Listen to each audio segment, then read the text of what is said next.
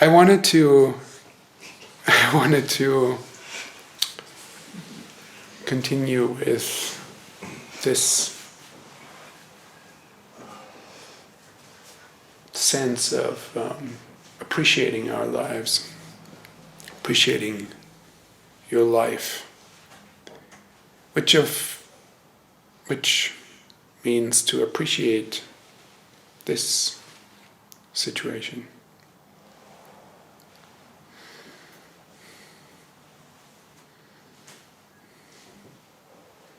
Maybe we shouldn't move outside of this situation, but when you are in the kitchen, you appreciate being in the kitchen.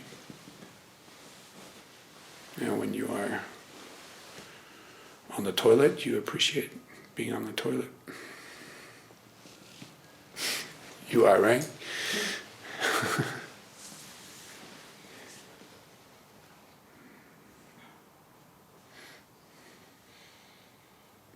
When you struggle, you appreciate struggling. This is the idea. How can we appreciate struggling, or the mundane things of life, or the things that we wish weren't the case? So in that sense it's a koan, it's a conundrum. Now I started speaking about appreciating as like I thought maybe can enter into appreciating with attending and appreciating that there are these two modes of attending, focus and field.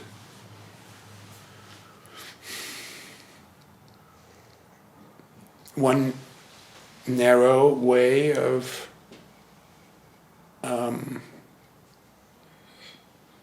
taking hold of and bringing into existence a piece of the world. You can do this within the sense fields. It's different. It's different in vision and in sound,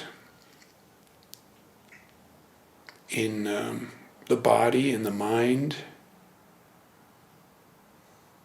in smell and taste. Smell and taste are quite different from seeing and hearing. You know how smell comes in sniffs?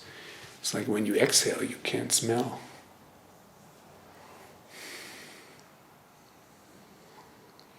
And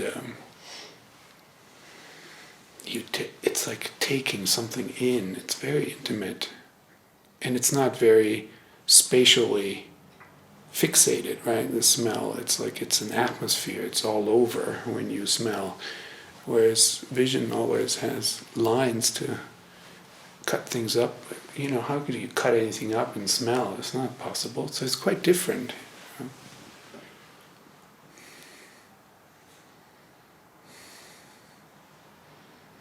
And yet there is this something appears, against the background of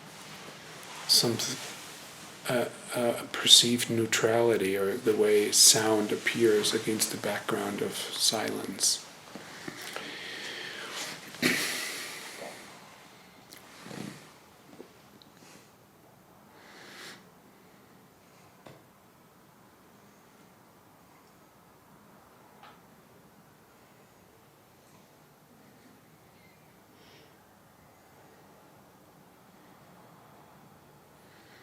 And then I thought I could maybe connect this with this Zen slogan of form and emptiness, that we chant in the Heart Sutra. And one way I think about form and emptiness is through openness and closure, or closedness.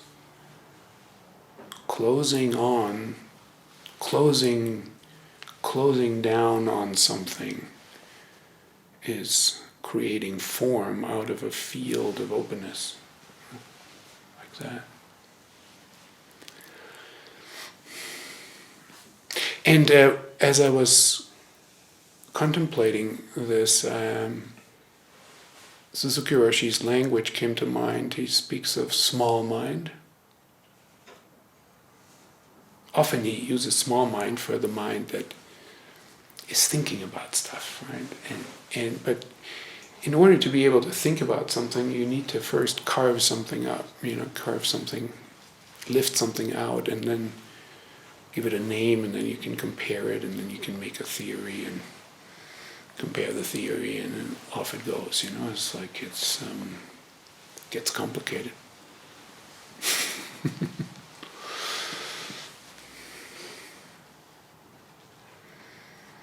And big mind, small mind, and big mind.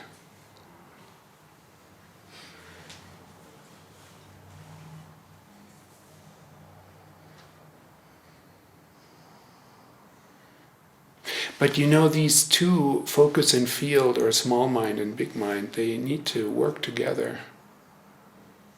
It's not like one is the villain and the other is the saint, It's like they need to work together. But how do they need to work together? I was thinking, focus, field, when they are integrated in the right way, then we have something like full function of attention. Not one or the other, but together attention has full function. Suzuki Roshi, with small mind and big mind, he says something like, small mind is the expression of big mind. Small mind, when it's separated from big mind, gives you lots of trouble. But when big mind is appreciated, then small mind, so he says, it becomes the expression of big mind.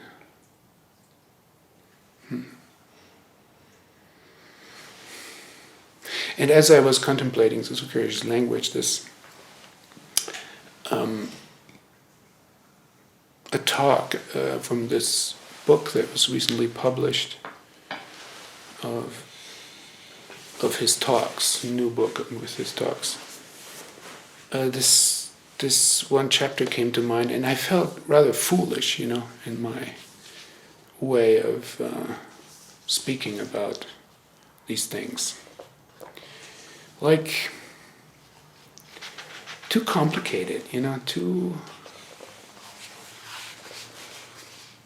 This is just, it's just a feeling, foolish. It's,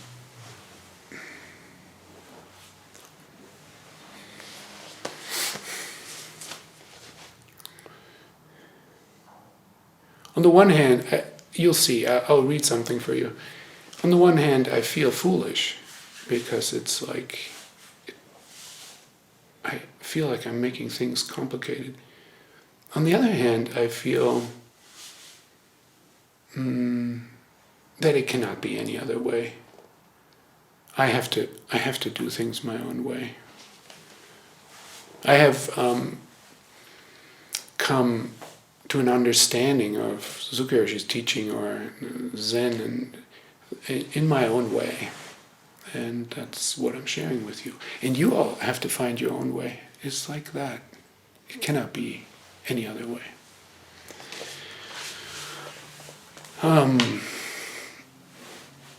So you'll see what the connection is, but I want to read this. I usually don't do, but I'll do it this time. I want to read this to you. It's a couple of pages. This chapter is titled Finding Yourself. To find true joy under some limitation is the way to realize the whole universe. This is an extraction, like from the text, it'll reappear. Nanyu Eichu was a famous teacher and a very good Zen master. He was one of the disciples of the sixth ancestor of Zen in China. And he didn't have many descendants, so we don't know much about him.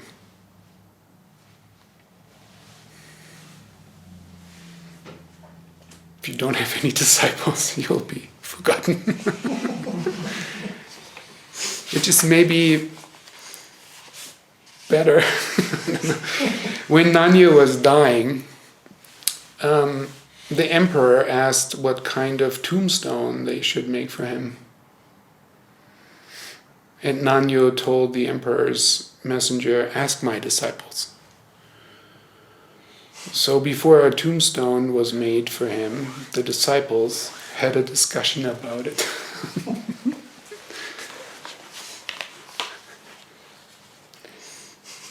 One of the students said, "It should be as big as this country. This tombstone should cover the whole realm, south of Sho and north of Tan."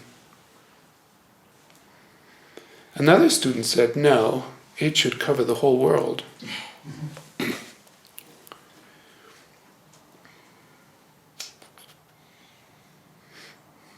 But I would rather say, as their teacher Nanyo said, Suzuki Roshi speaks, right? But I would rather say, as their teacher Nanyo said when he was asked, "Any stone will be good enough."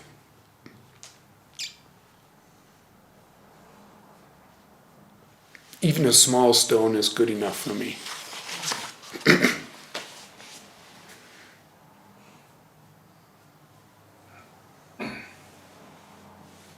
Which do you like? The whole world or a small stone? Nanyo said, "I prefer a small stone that we can carry or move." Now Suzuki Roshi speaks. If you know what a small stone is, you know that it is you yourself, and that it covers everything.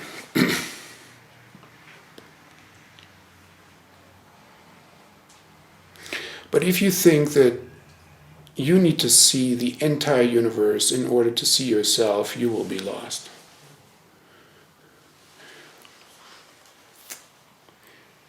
My impression is when they talk about the tombstone, it's like they're talking about something like the true self, what is the true self of the master? So is it covering the whole country, the whole world? Is it just a small stone? You need one small room, so Suzuki Roshi again, you need one small room for yourself. This is very true. When you can really find yourself in a small room, then there's you yourself, and the whole universe is there, and the whole universe makes sense to you. Without your own small room, the whole universe doesn't make any sense. So what you need now is a small room. And what you will need after your death is a small stone.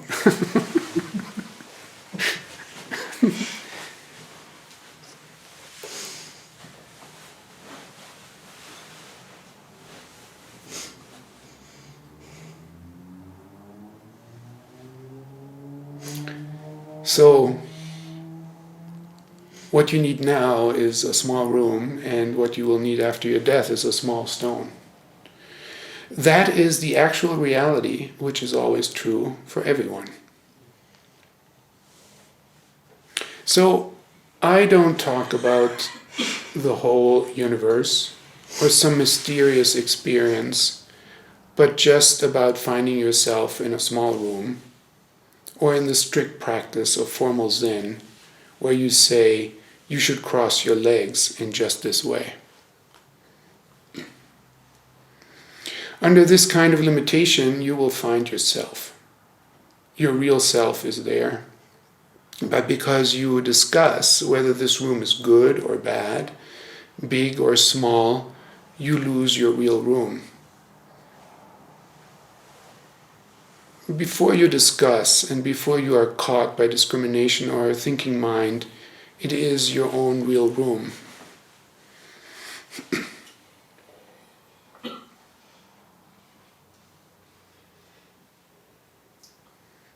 So to find true joy under some limitation is the way to realize the whole universe.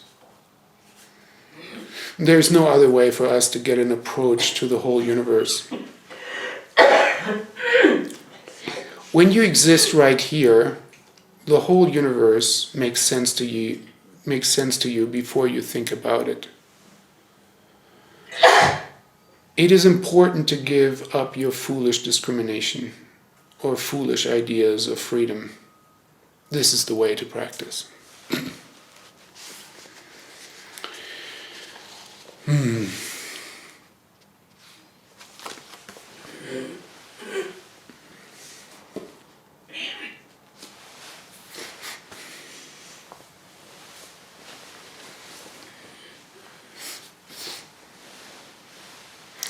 It may seem funny to think that the tombstone should cover the entire world.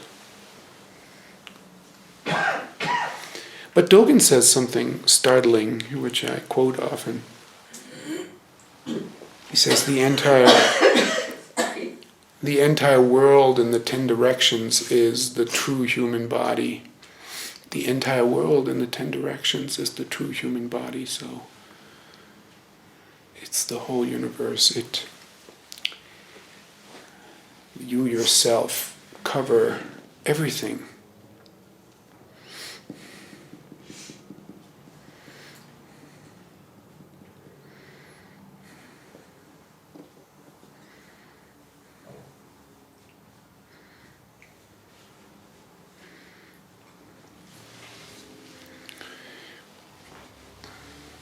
But a small stone suffices. In another portion of the book, he says you cannot pick up a stone. Because the stone is connected with the entire world, you cannot pick it up. You can only pick up the stone when you don't see it being connected with everything.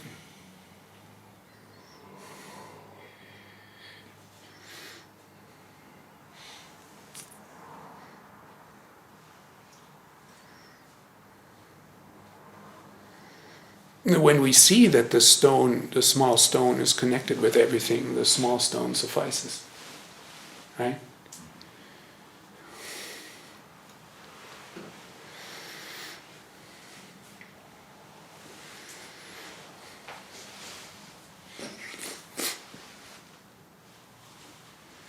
Sometimes I suggest that you play with extending your attention or your field of awareness in the 10 directions, like so that you maybe don't feel so caught up in yourself, in your small room.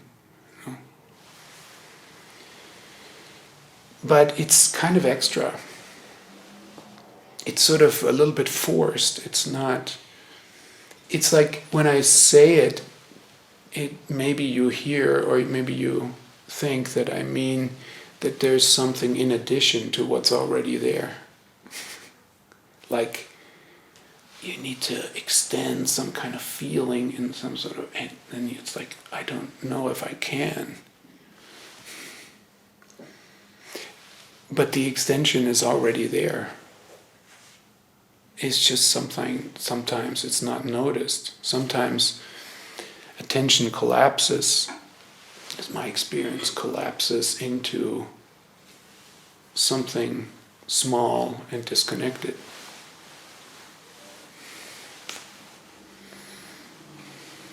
Sometimes, I say focus and field, and those are pretty neutral terms. It's like focus, field. But often the focus is the self, right? I'm focused on myself. Focused on this body or a certain part of the body or on my role in the world or my desires and how they're fulfilled or unfulfilled and so forth. Or I'm focused on how I am finding myself in relationship to something, feelings.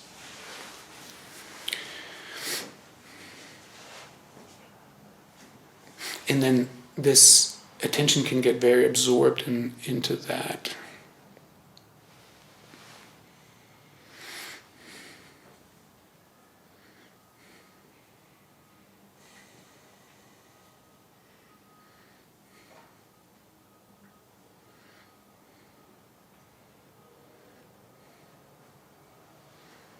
But is there really a problem?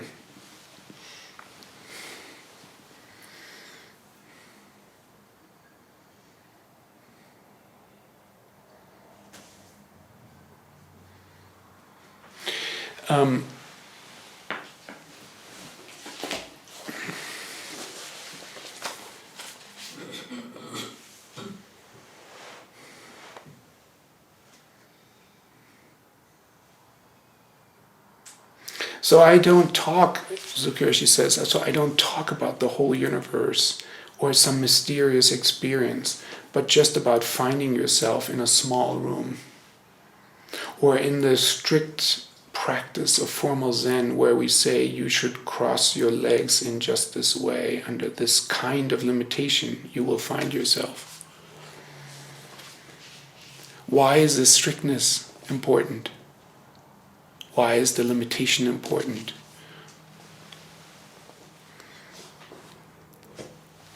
It's like when we have the freedom, or we think we have the freedom to do whatever we want, right? It's like then we obscure the fact that we're not content with what is. When it's difficult, or when it's restricted, then all of a sudden the freedom is not there. Where did it go? As long as I was able to roam around, I could do things that I like, that are that work for me. But when there is the restriction, it's difficult to find the same kind of contentment.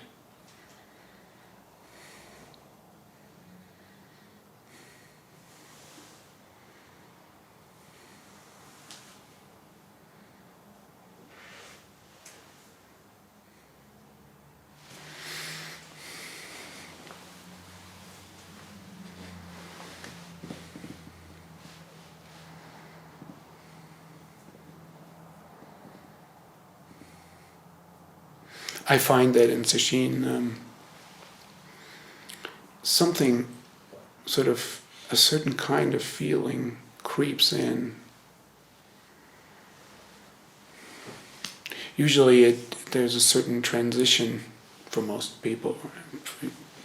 You live your ordinary life and then you come into the sesshin, and now you feel the restriction. And the restriction can be like an enemy. Zazen can feel that restricted, but also the schedule, or the job that you are assigned, or some, maybe you would like to do something different or something. These are all these layers of restriction in sesshin. Bell rings, you're supposed to get up, you're tired.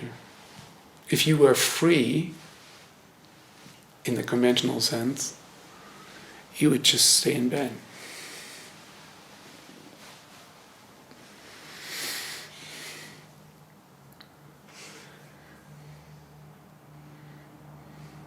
The restriction is a practice.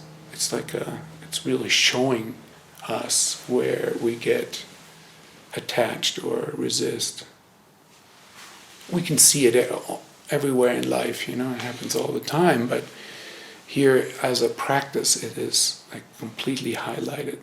And then as you soften, something creeps in, some kind of, what else should I say other than softness, some kind of wider, softer mind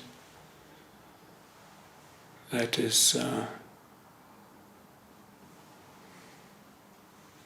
more patient and more accepting.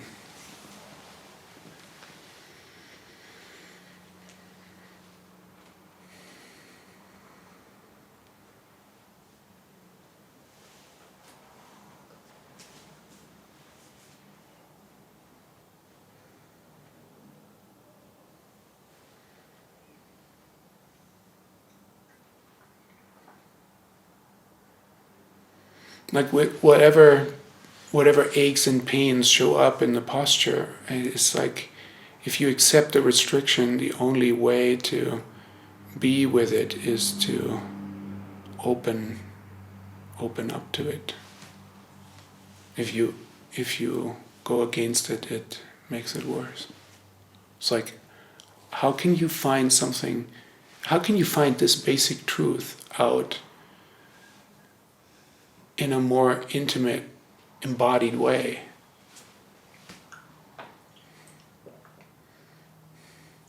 To understand it is not enough. It's fairly easy to understand. What you resist persists, or you resist it and it acts up more. But it's like to experience it in this very intimate, visceral way is teaching a different kind of lesson.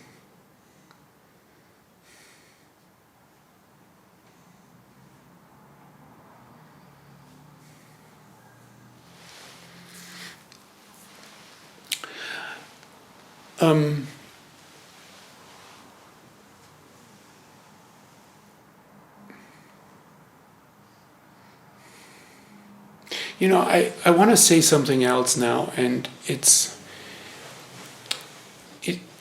I think you will know this in your own way. I'm going to say it in my way, but you will know it in your way. So whether the words are exactly right or not, I don't know. But I think it exists for us humans.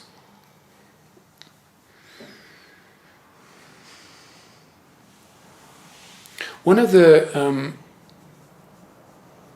turns in my practice was when I really understood that freedom is not freedom from limitations, but freedom within limitations.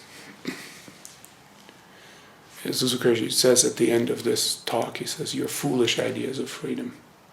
So this was my foolish idea of freedom. Freedom from limitations.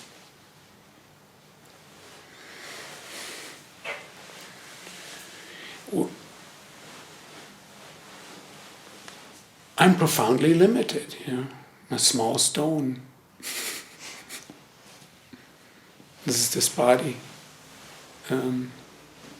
Compared to the universe, very small, very limited. So limited in space, and then limited in time. I will die.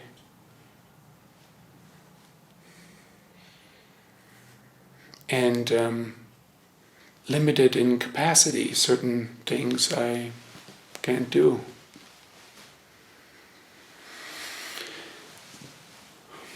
Other things I can do. Certain things I can't do.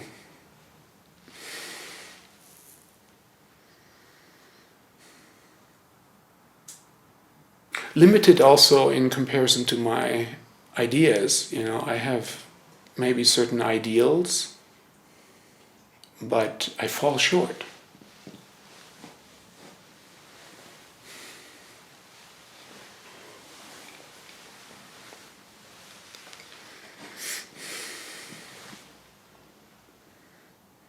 So freedom from limitations would be like wanting to remove some of those and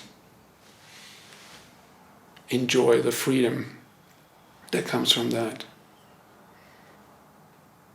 When it's about falling short in comparison to ideals, it's to improve yourself, to make yourself different and better.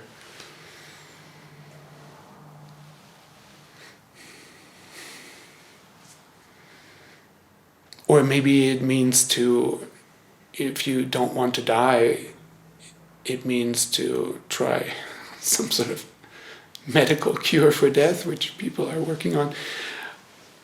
Or you adopt a religion that tells you that you're going to live forever in some other way.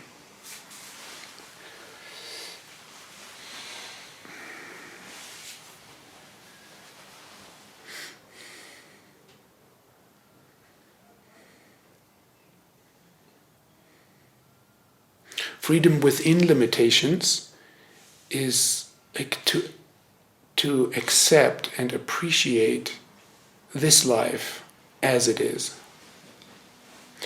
And to realize that, this is like a small stone. A small stone suffices. And to realize that the very limitations are actually putting you in contact with the infinite.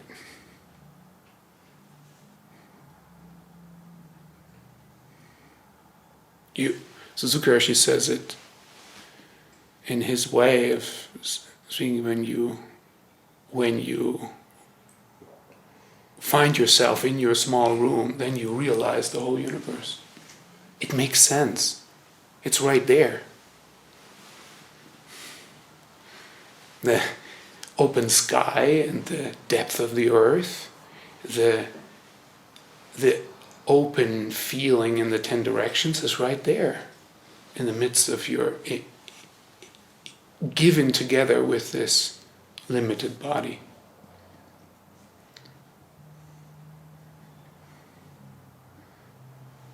I often think about the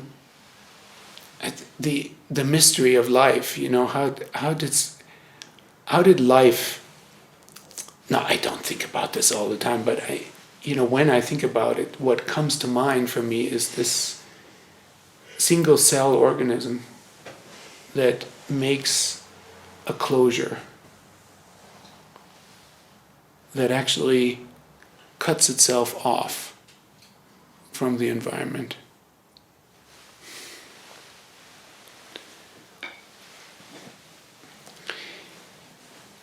It needs to preserve certain conditions within itself in order to be this living organism, just like we do. We need to maintain a certain temperature and a certain sense of, a certain supply of energy and so forth. If the organism doesn't control these conditions, it dies. So it needs to separate itself from the environment. The skin lets only certain things through, It's communicating all the time, but it's a gatekeeper.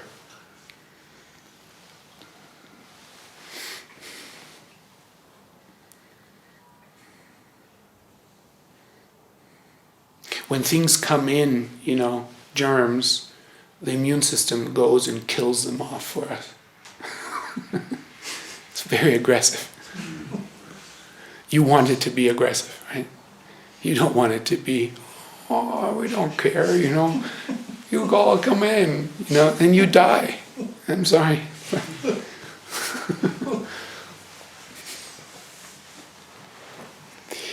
We have all kinds of boundaries. When we perceive certain boundary violations, we could say like, I should be more open, I should be open no matter what. But this isn't true for germs. And it also isn't true for any kind of behavior that comes your way. It's not true.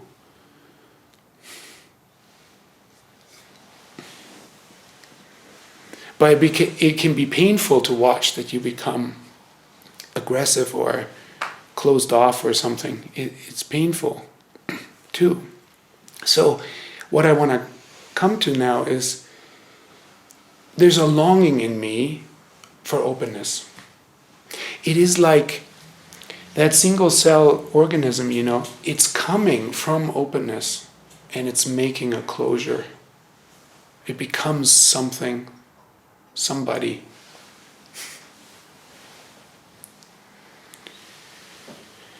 And there's something to look forward in death. The way I imagine it is like you return to openness.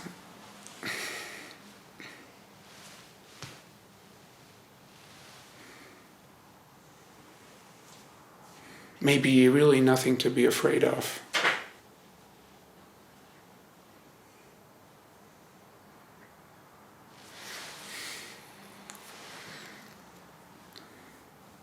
There is a mysterious dialectic between openness and closure. In order to live, we need to be a closure. But we're coming from openness. So this openness, part of our practice is to discover this openness and have it be present alongside the closure.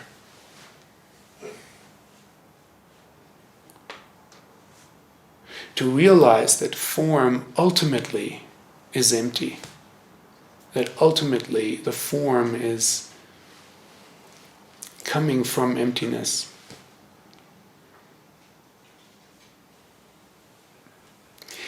You know, words are really misleading because they project something static that isn't static. It's not that form emerges from emptiness. It's like forming occurs. And that form is constantly changing. And in order to change, it needs to constantly abandon itself, kind of like it can't just remain the same. So there's always a measure of openness working within the process of forming. Do you see what I'm saying? It's like, if the form was really static, you could say, like, that's done. It really separated itself. But life is not that way. It's not completely static. But it's also not losing itself completely into form, into formlessness.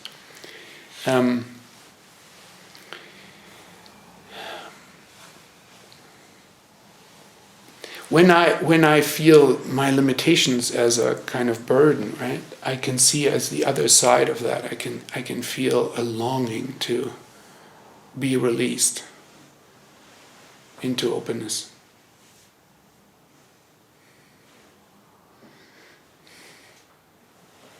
I sometimes think that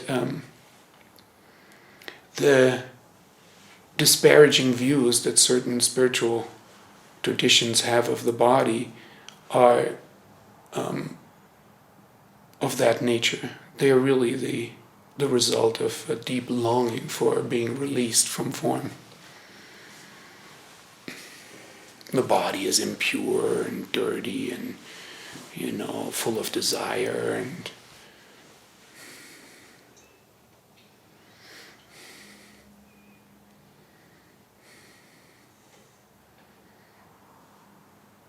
or in certain cosmologies, we're just thrashing around on Earth until we can be released into something freer and more rewarding, heaven.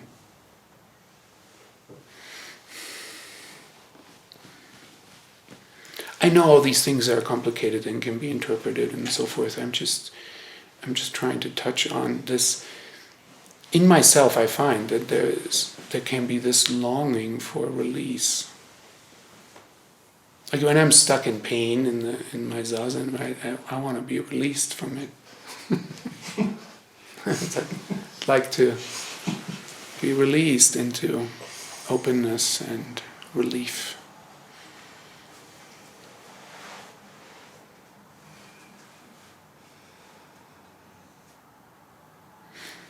To find joy under the condition of limitation, Suzuki Roshi says, to find joy, contentment, maybe we could say, under the conditions of limitation.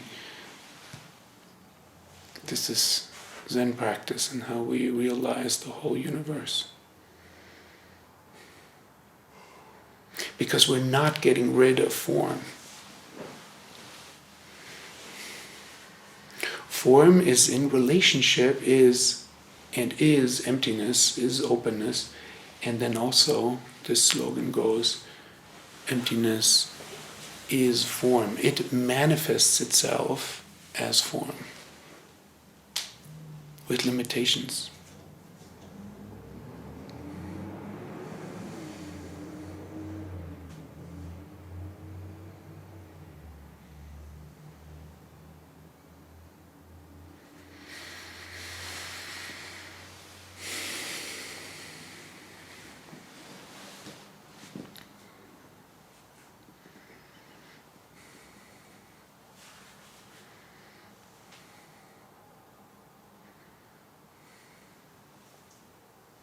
freedom within limitations.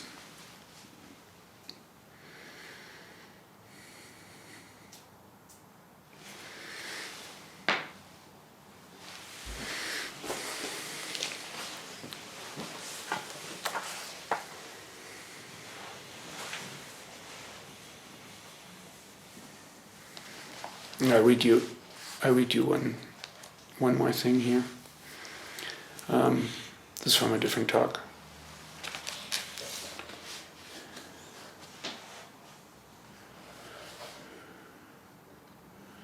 You will have various experiences in Zazen, and gradually you will become less involved in duality, less involved in saying whether these experiences are good or bad.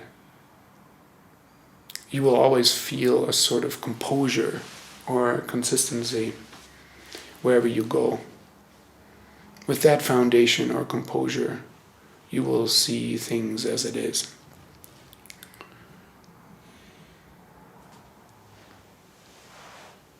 This composure or consistency. In Soto Zen, this is kind of the most important thing. Not a particular experience, but this developing through repeated zazen, this composure or consistency. This is the way of this school. It's just one way, but this is kind of the essence of it. We call this constant feeling by various names: emptiness, Buddha eye, or Buddha mind. It's a kind of fundamental openness of our mind. When you have it, you will not feel that you are here or that you are there. Here or there are just dualistic mental understandings. Before we develop that dualistic understanding, we have a more pure experience.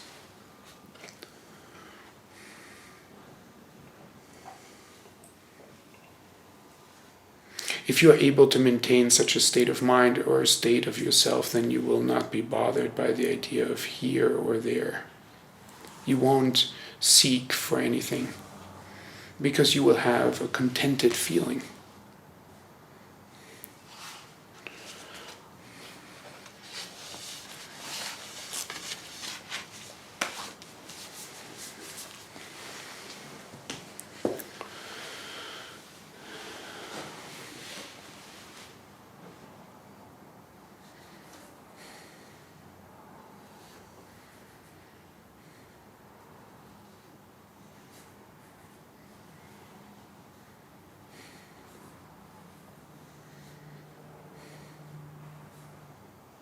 Thank you.